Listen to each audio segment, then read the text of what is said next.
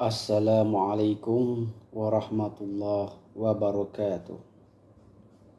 Alhamdulillah, alhamdulillahilladzi an'ama alaina bil amni wal istiqrar. Ashhadu an la ilaha illallah wahdahu la syarika lah, al azizul ghaffar.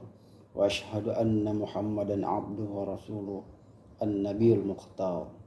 Allahumma salli wa sallim wa barik ala sayyidina Muhammadin wa ala alihi wa sahbihi ajma'in. Amma ba'du fa ya ayyuhal hadirun usikum wa nafsi bittaqullah faqad fazal muttaqun. Qala Allah subhanahu wa ta'ala fi kitabil karim, a'udzu billahi minasyaitonir rajim. Ya ayyuhalladzina amanu taqullaha haqqa tuqatih wa la tamutunna illa wa antum muslimun. Sadaqallahul azim. Jamaah yang dirahmati Allah, saat ini bangsa Indonesia, Negara Kesatuan Republik Indonesia sedang dalam tahap proses pemilihan calon presiden dan calon wakil presiden periode 2024-2029. Di dalam hal memilih pemimpin ini, ada dua hal yang ingin saya sampaikan pada kesempatan ini. Yang pertama, Rasulullah Sallallahu Alaihi Wasallam pernah bersabda, "Idza kana thalathatun fi safarin, falyu'ammiru ahadahum." Rawahu Abu Dawud.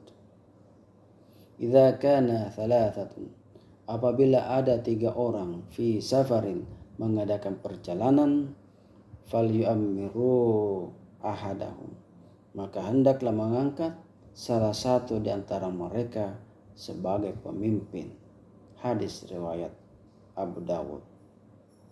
Jamaah yang dirahmati Allah, dalam hadis ini jelas Rasulullah menegaskan kepada kita bahwa dalam urusan bersama kita harus memilih seorang pemimpin untuk menjalankan urusan tersebut. 3 orang yang dalam perjalanan, supaya perjalanan itu berjalan lancar, aman, selamat hingga sampai tujuan demi kemaslahatan bersama, maka harus ada salah satu dari 3 orang tersebut diangkat sebagai pemimpin.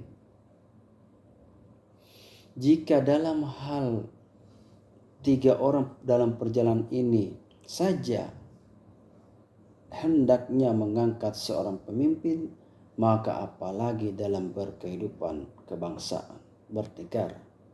Itu jauh lebih penting mengangkat seorang pemimpin. Yang mana saat ini bangsa Indonesia, negara Republik Indonesia ini sedang dalam tahap proses pemilihan capres dan cawapres.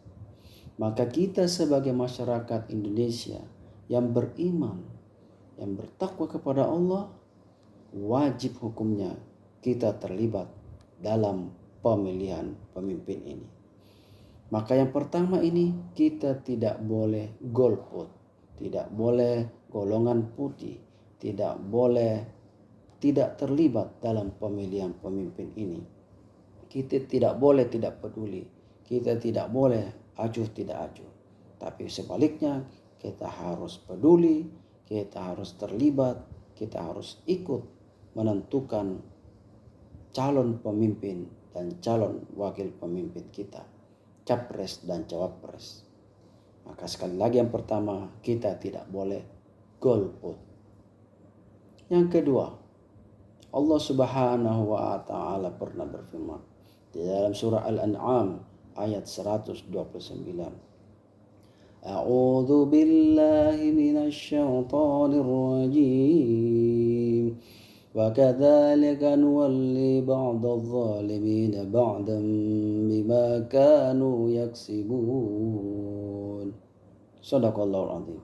Wa kadzalika, dan demikianlah, nuwalli ba'dadh dhalimin ba'dan, kami menjadikan pemimpin sebagian orang zalim kepada sebagian yang lain, bima kanu yaksibun, disebabkan atas perbuatan mereka.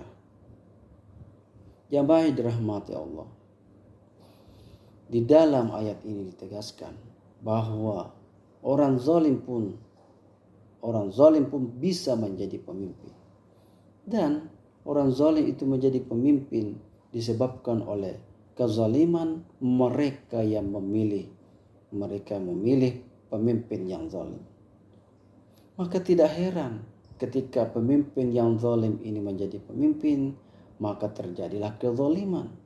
Hak-hak masyarakat tidak ditunaikan, sehingga terjadilah ketidakadilan.